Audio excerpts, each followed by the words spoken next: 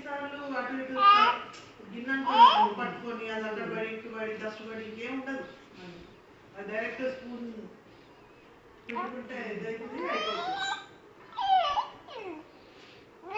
గిన్నె కాంటాక్ట్ ఇది కూడా అయిపోదు, దుమ్ము పడుతుంది బయటకు తీసుకొని.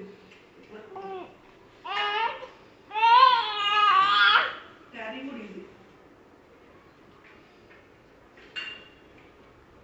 అక్కడ ఇంకా ఇట్లా పిజ్జా ఎట్లా అంటే ఇట్లా కొరుకుతారు కదా, ఆ ప్లేస్లో